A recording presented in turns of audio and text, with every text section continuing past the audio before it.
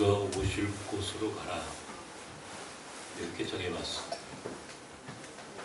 이 대림절, 이 성탄절을 앞둔 이 시간쯤 되면 늘 제가 이 설교를 했던 것 같아요. 왜냐하면 또 잊어버리거든요. 여러분도 잊어버리고 저도 잊어버려요. 우리가 열심히 예수를 믿는 것 같은데 정작 가장 중요한 것들을 놓치고 살 때가 있어요. 그것 중에 하나가 사실은 예수님이 다시 오신다면 언제 그리고 어디에 오실 것인가 라고 하는 물음에 대하여 고백하는 겁니다. 그러니까 언제 오실지는 사실은 아무도 몰라요. 성서의 그날과 그 시는 아무도 모른다. 다만 우리 주님이 분명히 다시 오신다. 언젠가는 반드시 오시는데 도적같이 오실 것이다. 도적같이. 그러니까 도둑이 언제 오는지 알고 있습니까? 모른단 말이에요. 그러니까 우리 주님이 오시는데 정말 도적같이. 그래서 그런 주님의 오실 날을 기다리는 성도들의 삶을 이름하여 종말론적 삶이다, 이렇게 이야기를 하는 거예요. 그러니까 언제든지 오시면 준비되어 있는 삶, 언제든지 우리 주님이 오시면 주님을 환영할 수 있는 그런 종말론적 삶, 종말론이 아니고 종말론적 삶을 살아가는 것, 이게 기독교인의 첫 번째 삶의 자세이고, 두 번째,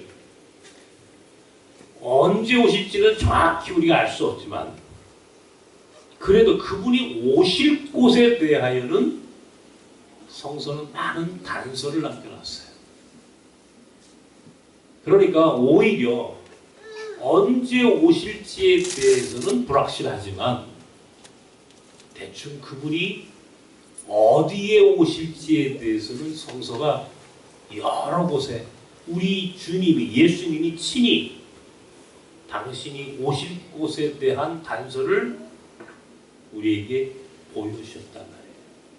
그것을 알면은 우리가 그곳에 가서 예배하고 그곳에서 하나님의 나라를 위한 선교적 삶을 살고 그곳에서 우리가 다시 오실 주님을 기다리고 있으면 되겠죠. 그러니까 언제 오시는지에 대해서는 종말론적 삶으로, 어디에 오실지에 대해서는 늘 그곳에서 주님을 기다리는 성도들로 예배하고 주어진 사역과 삶을 살면 되는 것이다. 그러니까 우리가 오늘은 어디에 오실 것인지, 그곳에 머물러 있고 그곳을 지향하라, 이런 얘기. 그곳을 지향하라.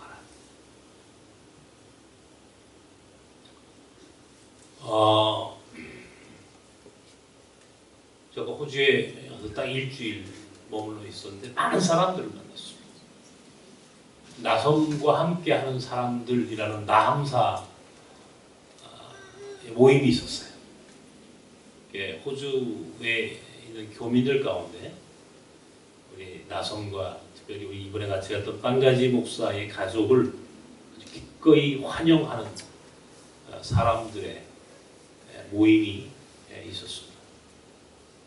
너무 감사했고, 많은 분들을 또 개별적으로도 만났는데 그분들이 많은 그 이야기를 나누던 가운데 오늘 한국교회의 현실에 대해서 굉장히 걱정을 많이 하고 계셨어요. 물론 그분들이 처한 상황도 또한 만만치 않습니다. 어느 지역이든 한국교회가 모여 있는 곳이라고 한다면 그것이 어디든 대단히 어렵고 또 심각한 그런 문제들을 다 가지고 있어요. 근데 오늘 한국 교회의 이 문제는 나는 우리 한국 안에서만, 우리 이 조국 안에서만 관심이 있을까 했는데 해외에 있는 교민들도 상당히 많은 관심을 갖고 걱정을 하고 있었어요. 제가 이번 지난주 수요일 날 저녁 때 돌아왔더니 영성교회 문제는 뭐 말할 것도 없고 또 사랑의 교회 막 뉴스에 또 막 오르락 내리락 하는 그런 것을 보았습니다. 이 교회들이 이게 한국 교회를 전부 대변하는 건가, 이 교회가? 이 교회가 한국 교회 전부인가라고 하는 정말 괜히 기분이 언짢고 회의적이었어요. 제가 호주에서도 많은 교인들과 함께 이 이야기를 하고 왔는데 여기 와보니까 이게 점점 이게 위기를 넘어 이제 교회의 시대가 종언을 구하는구나, 이게 올 것이 왔구나라고 하는 생각이 점점 들어요.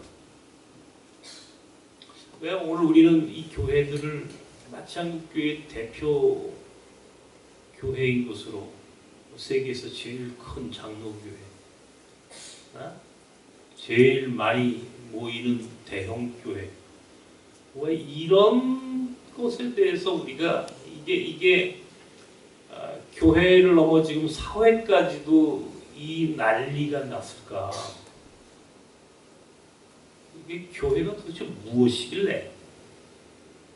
교회가 도대체 무엇이길래? 이런 이야기들을 우리가 들어야 하고 또 우리는 해야만 하는 것일까 하는 회의가 들었습니다. 점점점 회의가 들어요. 문득 시드니에 있는 어느 신학대학교의 교수, 오래전부터 잘 알고 있던 교수 한 분과 점심을 먹다가 제가 이런 얘기를 했습니다. 이 모든 것들이 이 신학교육의 문제다. 신학교육의 문제다 그랬어요.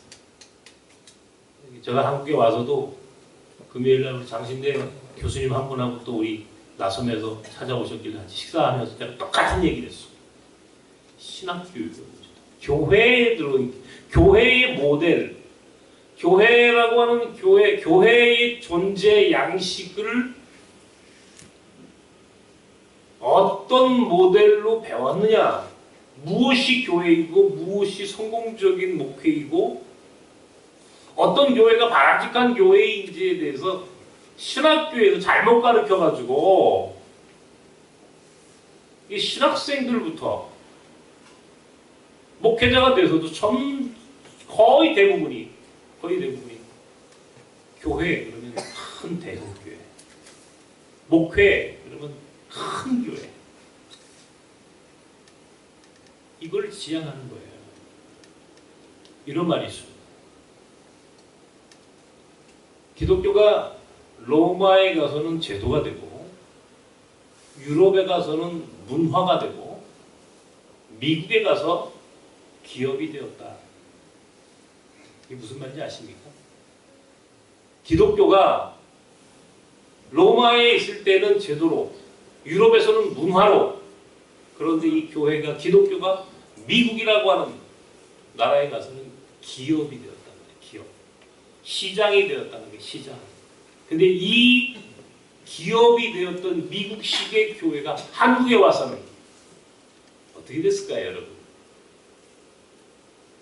대기업이 됐어요. 대기업.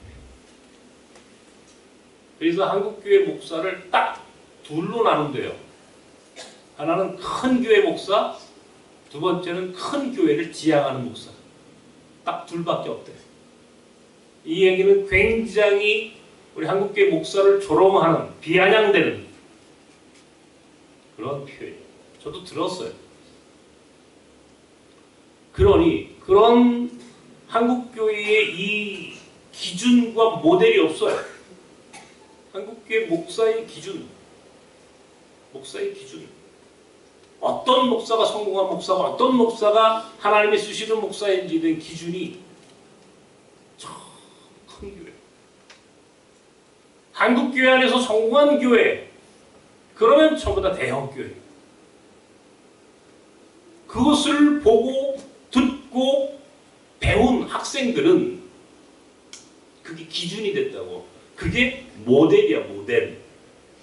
그러니까 전부 그런 교회, 그런 목회를 꿈꾸고 그것이 한국교회를 오늘 이렇게 만든 원죄. 한국교회를 오늘 이 지경으로 만든 원죄는 신학교육의 부재, 그곳에서 배운 잘못된 교회에 대한 모델, 목회자에 대한 모델이 지나치게 세속적이고 자본주의적이고, 이게 오늘 미국식의 교회가 한국에 들어와 만들어 놓은 원래 현상이다, 이런 얘기예요. 그러니까 목사들이 큰 교회를 가지 못하고 큰 교회를 이루지 못하면 전부 찌질한 목사로 취급당하거나 스스로 열등감에 가득 차서 그렇게 살아가는 참으로 한심스러운 교회와 이 목회 현장을 만들었다라고 하는 것이 제가 오늘 느끼는 느낌. 신학교를 다닐 때부터 보면 알아요. 저 사람은 앞으로 어떤 목회를 하려고 하는지를 다 알아요. 그래서요, 저도 이제 우리 교회는 참 귀한 목사님들만 와요. 이게 아무나 오는 교회가 아니에요.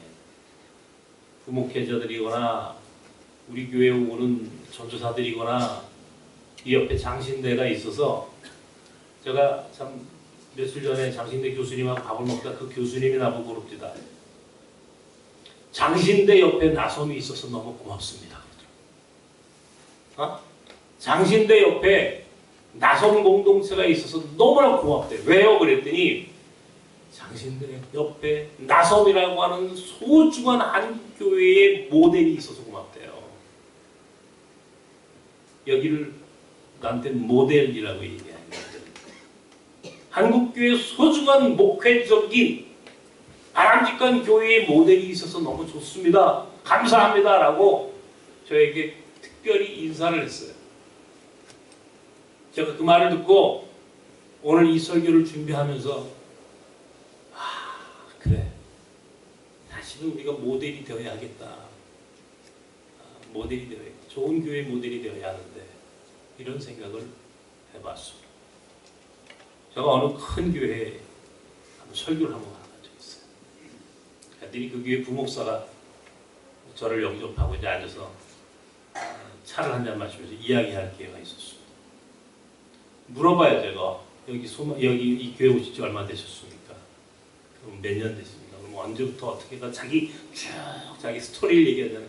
전도살 때 여기 와가지고요, 여기서 어느 교회 갔다가 거기서 그것도 큰 교회 가가지고 거기서 목사 안수 받고 다시 또 큰 교회로 와가지고 그 주변을 벗어나지 않는 친구들이 있어요. 이력서를 보면 다 나와. 이 친구는 도대체 무슨 생각을 하고 있구나라고 하는 게 이력서를 보면 다 나와요. 이력서를 보면 다 나온다고. 이 목사가 어떤 꿈을 꾸고 있는지 다, 이 목사가 갖고 있는 소위 삶의 존재 양식이 무엇인지를 안다고. 어떤 생각을 갖고 어떤 목회를 꿈꾸는지가 다 보여. 이력서 한 장만 보면, 어느 교회를 머물러 왔는지만 보면, 지나쳐 온 과정만 보면 다 알게 됐어.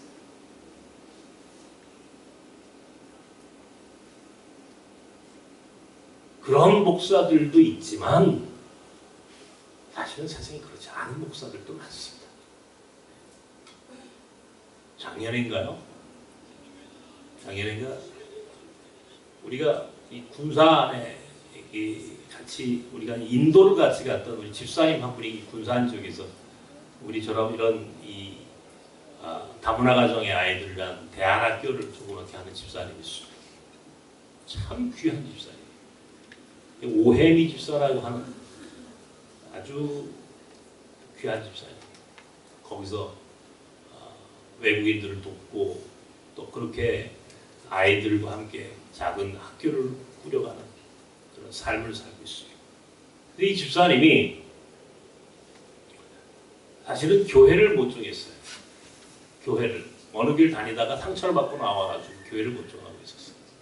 제가 마침 작년에 그쪽 지역에 갈 일이 있어서 가서 이제 군산 지역에 들렸다가 요새도 교회 안 나가, 교회 어디 정하지 못했어요? 그랬더니 정했어요! 그러더라고. 그래? 어느 교회를 정했는데? 그랬더니 어느 교회 이름을 딱 대요? 그 교회 이름이 누군데? 담임 목사님이 누군데? 그랬더니 유승기 목사님이에요. 그러는 거예요. 유승기 목사. 갑자기 머릿속에서 아주 오래전에 잊혀졌던 기억이 떠오른 거예요. 야, 유승기 목사님이 여기에 있었구나. 이 생각을 아주 오래간만에 했어요. 잊고 살았어요. 그런데 그 목사님이 군산에 있고 그리고 군산의 모집사가 그 교회를 나가기로 했대요. 그 유승기 목사. 빨리 전화해. 바로 전화해서 전화 받았어.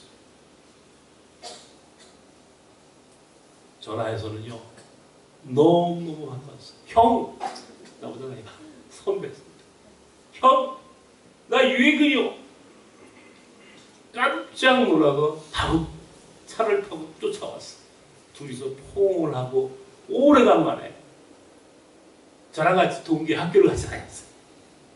학교를 같이 다니는 동기인데 물론 원래는 뭐 저보다 선배인데 저는 이제 바로 군목을 갔으니까 계속 힘들게 쉬지 않고 올라온 케이스고 이 양반들은 중간에 군대도 갔다 오고 해가지고 저보다 나이는 아마 대여섯 살은 많은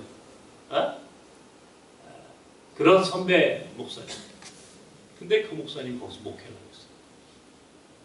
머리가 아마 허옇게 다 샜을 거예요. 나는 눈이 안 보이고 그 목사님은 이제는 뭐 60 훨씬 넘은 거의 우리 김대원 장로님 연배 안 됐을까 싶을 정도로 그렇게까지는 안 됐을까. 근데 교인은 여전히 한 30명, 40명. 사실은 그 목사님은 저하고 이 80년대 학교를 같이 다니면서 장신대 안에 현대신학연구회라고 하는 서클이 있었어요. 그 서클을 같이 했던 선배. 아주 조용조용하고 여자 같고 전형적인 아주 양반. 그러나 화가 나면 분노하면 호랑이 같은 그런 스타일 있잖아요. 외유내강. 아주 전형적인 외유내강의 그런 목회자예요. 근데 고향이 군산도 아니야. 이 사람은 서울이야 원래. 근데 군산에 왜 내려갔냐면 그 지역에 있는 노동자들. 군산 지역에 공단이 있어서 그 지역에서 어렵게 일하는 노동자들을 돕고 그들과 함께하기 위해서 군산으로 아무런 연고도 없는 그곳을 찾아간 목사예요. 그곳에서 지금까지 30년이 넘도록 떠나지 않고 일관성 있는 삶을 살고 있는 거예요. 모두가 다 큰 교회를 지향하고 모두가 다 대형 교회 그늘에서 그 주변에서 기웃거리고 있을 때에 그는 한 번도 그곳을 떠나지 않고 그 땅을 지켰어요. 그 공간을 지켰고 지금도 아주 적은 연봉에 열악한 목회 환경 속에서 몇 명 모이지 않는 교인들을 소중히 여기면서 그 목회를 하고 있더라. 그곳에 오집사가 나갔다. 아이고 너무너무 예쁘더니 교회도 그런 예쁜 교회를 선택했구나. 너무너무 잘했다고 칭찬해 줬습니다. 너무 잘했어. 그래, 그런 교회를 가야지. 교인들이 그런 교회를 가서 그렇게 고통받는 사람들과 함께 몸부림치고 그들 편에서 살아가려고 애쓰는 목회자와 함께 동역하고 그렇게 하나님의 나라가 어떤 교회여야 하는지에 대한 소중한 가치와 의미를 만들어내는 그런 좋은 교회의 모델을 만들기 위해서 애쓰는 그런 신앙인이어야 하지. 그렇게 칭찬을 했답니다. 그랬더니요, 이 전주 남원에 그 한일장신대학교가 있어요. 한일장신대학교 교수가 또 마침 또 전화가 왔어요. 내가 잘 아는 아주 오래전에 알고 지낸 교수가 전화가 왔어요. 아, 유 목사, 나 누구야. 또 나한테 누님이야, 그 교수님. 누님 웬일이요? 무슨 일 때문에 몽골에 뭐부터 전화했는데, 글쎄 군산의 유승기 목사가 몽골 그러면 몽골 학교 하는 유해근 목사한테 전화해야지. 그러더래. 그러면서 한번 뭐라고 그러면 내 칭찬하는 게 아니고 자기는 이 세상에 유승기 목사가 가장 훌륭한 목사라고 자기가 생각한대.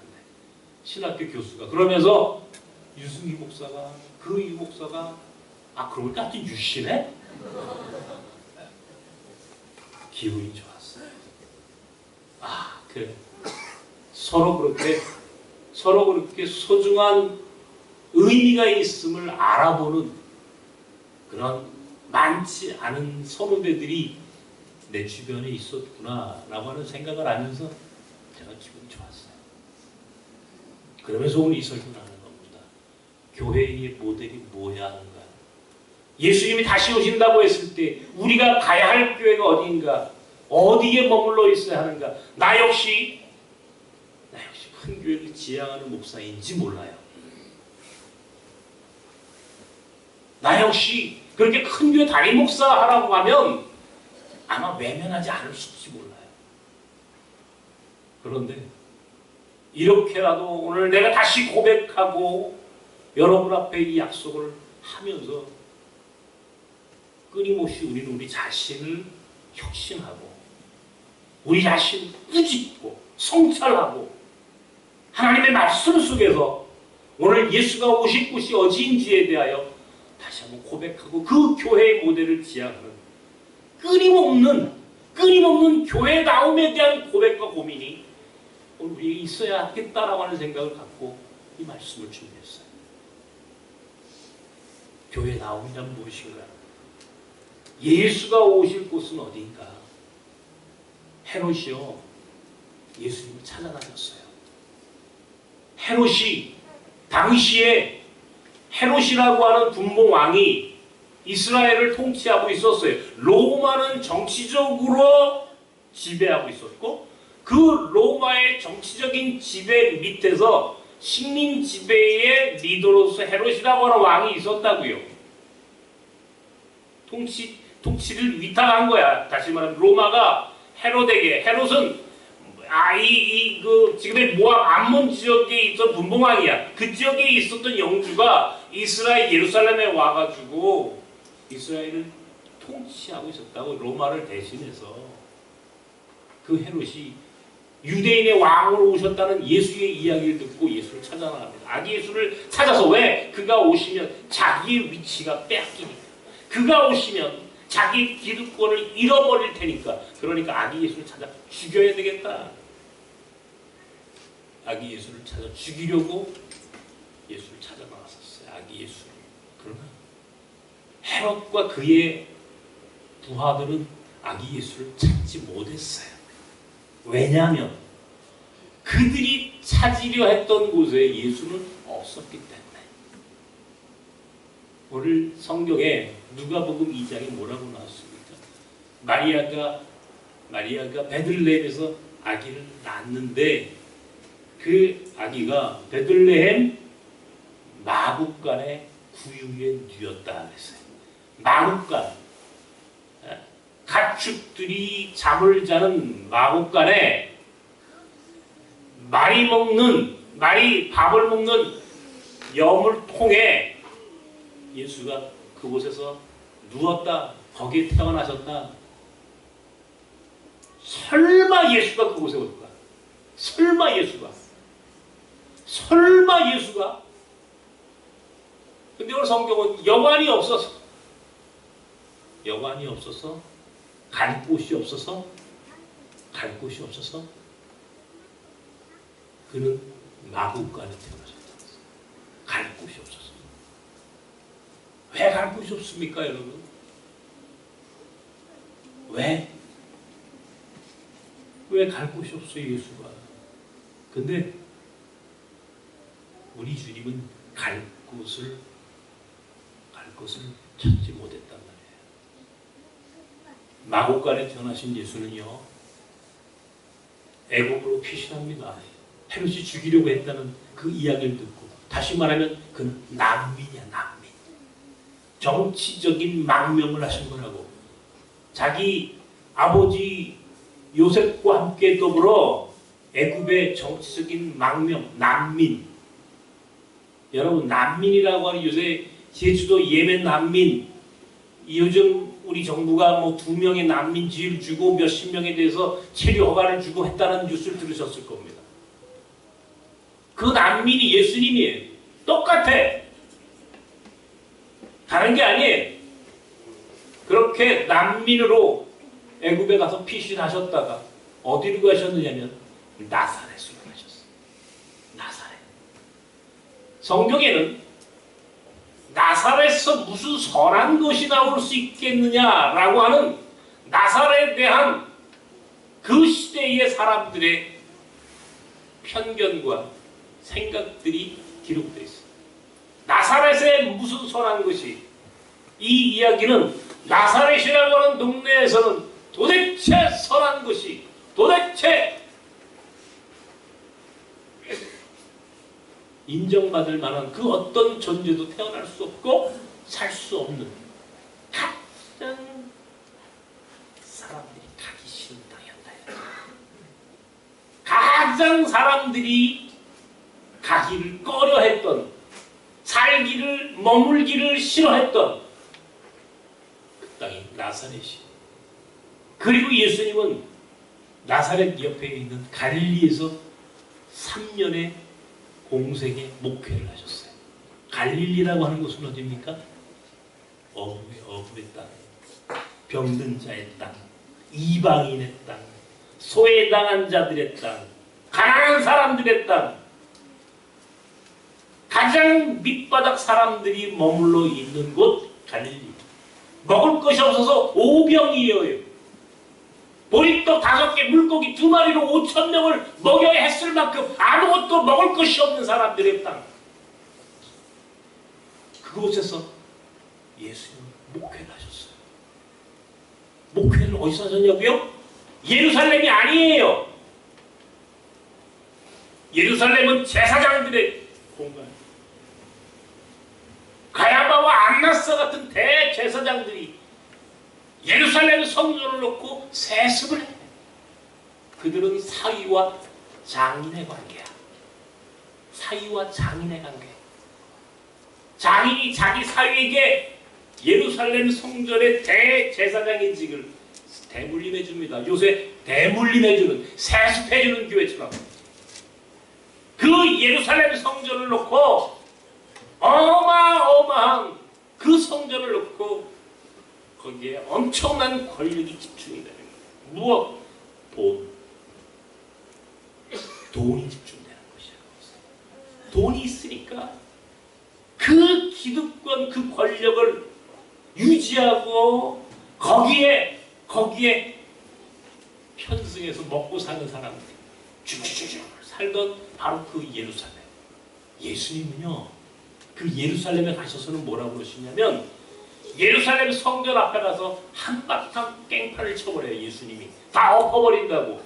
한 번도 본 적이 없는 예수님의 놀라운 정말 분노가, 상상할 수 없는 분노가 예루살렘 성전 앞에서 펼쳐집니다. 엎어버려!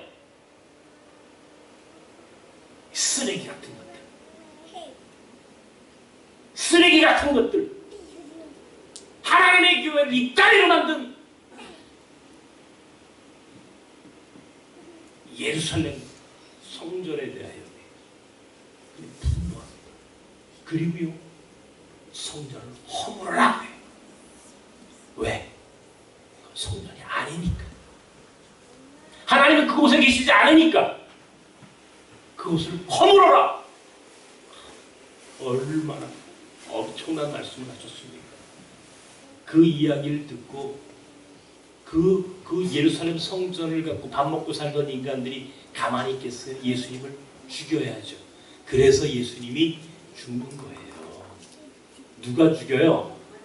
로마가 죽인 것처럼 포장을 했지만 정작 예수를 죽인 것은 예루살렘 성전.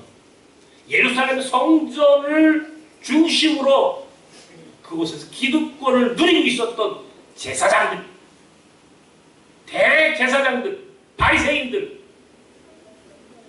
오늘날 교회, 예루살렘 교회 같은 그 큰 교회들이 예수님을 죽인 거야. 예수님은 예루살렘에 한 번도 가서 목회를 한 적이 없어요. 예수님은요, 갈릴리에서만 목회하셨어요. 물론 예루살렘에 가셔서 정말 고통당하는 자들을 치료해주고 그들의 눈을 띄워준 적은 있었지만 정작 예수님의 목회 연장은 갈릴리, 그 중에서도 가버나움이에요. 가버나움. 그것은 거의 모든 목회의 90% 이상이 갈릴리를 중심으로 이루어지는 거예요. 그리고 그는 예루살렘에서 십자가에 달려 돌아가셨습니다. 그리고 돌아가시기 직전에 제자들에게 뭐라고 얘기하시냐면, 내가 다시 부활할 테니 나를 만나려면 어디로 오라? 갈릴리로 오라. 갈릴리에서 만나자. 갈릴리에서 만나자. 나를 다시 만나려면 갈릴리에서 만나자. 예루살렘이 아닌 갈릴리에서 만나자. 태어나신 것도 말구육간. 그래서 아무도 찾아볼 수 없도록 은밀하게 역사 속에 들어오셨던 예수. 그리고 그가 목회하셨던 것도, 사셨던 것도 나사렛, 갈릴리. 오히려 예루살렘은 예수를 죽인 곳이에요. 예수를 십자가에 못 박혀 죽인 곳이 예루살렘. 부활하셔서 다시 만날 곳을 갈릴리로 지정하시면서 제자들을 갈릴리로 유도하셨어요. 무엇이 오늘 우리가 지향해야 할 삶인가? 나는 여러분에게 결코 갈릴리 어려운 가난한 사람들처럼 살라고 이야기하는 게 아니에요. 나는 우리 교회 5교회 교인들이 어느 교회 교인들보다 성공적으로 하나님이 주신 축복과 은혜로 넘치도록 풍성하게 살기를 원합니다. 살기 원해요. 정말이에요. 난 5교회 교인들이 하나님의 은혜 가운데 정말 그렇게 축복받은 성도들의 삶을 살 수 있기를 위하여 기도합니다. 다만 우리의 삶은 하나님이 주신 은혜와 풍성한 축복으로 살 수 있대. 그럼에도 불구하고 오늘 우리가 이 세상에서 어떤 삶을 살아야 하는지, 우리가 어떤 철학과 어떤 정신과, 적어도 예수가 우리에게 가르쳐주신 예수 정신이 무엇인지는 알고, 우리가 사는 이 현실 속에서, 우리는 역사의 현실 속에서 어디에 우리가 지향점을 두고 살아야 하는지, 이 고백만큼은 변함없이 우리가 해야 한다는 겁니다.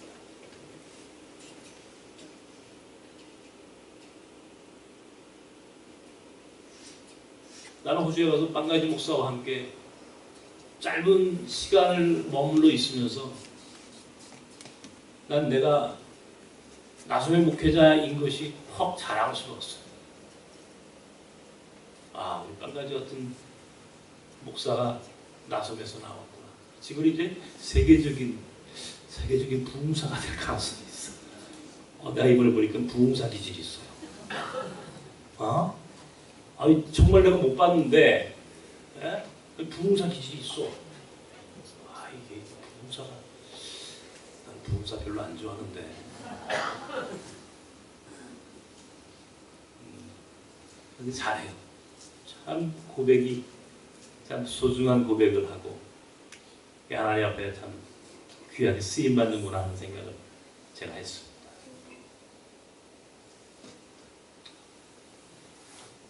우리 예수님이 다시 오실 곳이 어딘가? 제가 오늘 여러분에게 이런 이야기를 하면서 마지막으로 한마디만 더 하고 끝내겠습니다. 마태복음 25장에 31절 이하를 보면 예수님이 마지막 종말, 마지막 이 예수 재림의 날이 될 때에 우리 믿는 사람들, 성경은 분명히 이렇게 얘기했어요. 믿는 사람들 양과 염소로 나눈 거예요. 양과 염소로 나눈 거예요. 양은 오른쪽에, 염소는 왼쪽에. 참 놀랍죠. 제가 몽골 같이 가신 분들한테 그런 얘기들 했죠. 몽골 가면 양과 염소 함께 키워요? 함께 있어요? 근데 마지막 순간에 양은 양의 울타리로, 염소는 염소의 울타리로 들어가요. 이게 오늘 성경에 그대로 나와 있어요. 마태복음 25장 31절 이하에 보면 마지막 때에 인자가 이 땅에 오셔서 우리 믿는 사람을 양을 오른쪽에, 염소를 왼쪽으로 쫙 나누신다 그랬어요. 근데 나누는 기준이 있다는 게 기준. 그 기준이 뭐냐면 거기에 우리 주님이 스스로 그 기준을 설명하셨어요. 내가 헐벗었을 때 너희가 나를 돌아봤다. 내가 병들었을 때 너희가 나를 돌아보았고, 내가 옥에 갇혔을 때 너희가 나를 찾아주었고, 내가 나그네 되었을 때 너희가 나를 영접하였다. 그랬더니 제자들이 물어요. 주님, 우리가 언제 주님이 굶주렸을 때 공개한 적이 있었습니까? 주님이 옥에 갇히고 병들었을 때 우리가 언제 주님을 찾아뵌 적이 있었습니까? 주님이 언제 나그네 되셨을 때 우리가 주님을 영접했었습니까? 그럴 때 우리 주님이 25장 40절에 여기 작은 자에게 한 것이 곧 나에게 한 것이다. 작은 자가 나다. 예수는 작은 자요. 예수는 결코 큰 자로 오지 않아, 역사 속에. 예수는 가장 작은 자의 모습으로 우리에게 오셨어. 그것의 표상이 예수가 날구육간에 오신 거예요. 그것의 모델이 그가 베들레헴 비천한 곳에 오시게 된 사정이에요. 그렇다면 2000년이 지난 지금 구체적으로 2018년 성탄의 즈음에 다시 오실 예수는 어디로 오실까? 어디로? 분명히 예수는 오시긴 오실 텐데 오셨다면 어디에 오셨을까? 세습하는 교회는 안 가.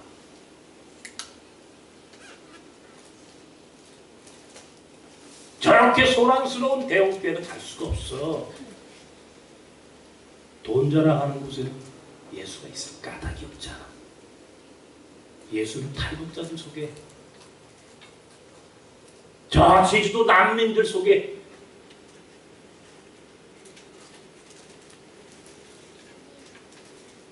가난하고 힘없는 이 땅에 민초들 틈에 사람들에 의하여 여전히 소외받는 장애인들 속에,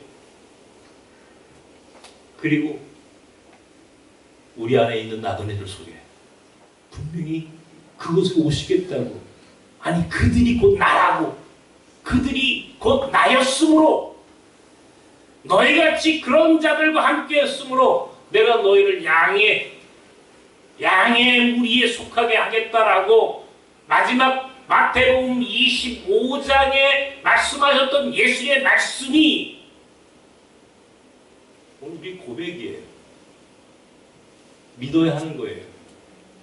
끊임없이 이 땅을 살아가는 믿는 사람들은 예수가 오신다면 어디에 오실까에 대한 고민과 고백이, 그리고 삶의 결단이 계속 반복해져야 되는 거예요.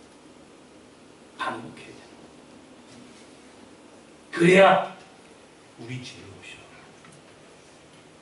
분명히 어딘가에 오시긴 오셔. 그런데 그 어디, 예수가 오실 곳을 말씀 속에서 찾아보고, 다른 게 아니에요. 말씀 안에 있잖아. 말씀 안에. 예수가 하셨던 말씀 안에. 그가 오셨고, 그가 목회하셨고, 그가 우리에게 신이 가르쳐 주셨던, 삶으로 가르쳐 주시고 말씀으로 우리에게 설교하셨던 예수의 말씀 속에 기록되어 있잖아. 한국교회가 이 지경이 된 것은 예수의 말씀, 예수가 오실 곳에 대한 왜곡. 그래서 예수가 어떤 분이신지에 대한 정확한 이해가 없는, 오직 교회 성장, 교회 부흥, 몇천 명, 몇만 명을 자랑스럽게 여기는 천박한 자본주의에 머물던 한국교회, 이 교회가 오늘 이 지경이 돼버린 거예요. 정신 바짝 차려야 하는 한국교회 교회들이 끊임없이 추락할 겁니다. 그러나 마지막 남는 자들이 있어. 마지막 남는 그루터기 같은 자들이 생길 거라고. 그때까지 우리는 하나님의 나라를 향한 소중한 발걸음을 멈추지 않을 것입니다. 저 몽골 땅의 탈북자들과 함께하는 평화개포를 가지고, 저 주님을 알지 못하는 터키 땅의 무슬림들을 향한 선교적인 삶을 지속해. 아직도 인도에서는 카스트에 의해서 고통받는 사람들이 있어. 베트남에 가난하고 힘없는 사람들이 살고 있어. 거기서 선교사를 보내고 선교 현장을 돕고 그들과 함께 동역하고 우리 안에 찾아온 나그네들과 함께 더불어 살아가면서 작지만 하나님의 나라를 만들어 보겠다는 소중한 믿음과 결단으로 살아야 되겠다. 저는 지난 한 주간 동안에 그런 생각으로 가득했었습니다. 대림절, 예수 그리스도가 오심을 기다린다는 대림절, 예수는 어디에 오실까?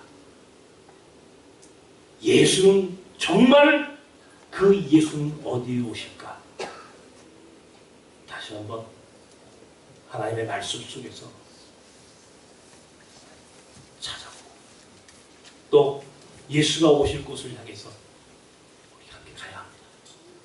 손잡고 함께 예수가 오실 곳, 그 갈릴리, 그 나사렛, 그 말구유,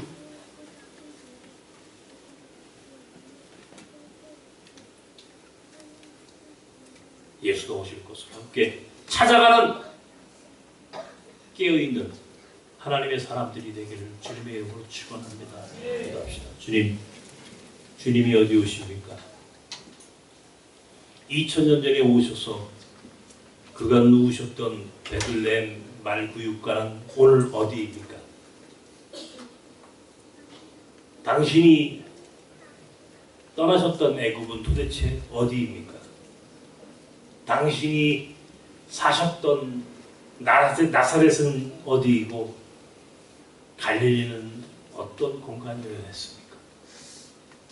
당신을 죽였던 예루살렘은 무엇이며 예루살렘 성전은 오늘 한국 교회에서 어떤 교회여야 합니까? 주님, 오늘 우리가 가르쳐 주신 것을 다시 한번 묵상하면서 우리가 살아야 할 존재의 양식들,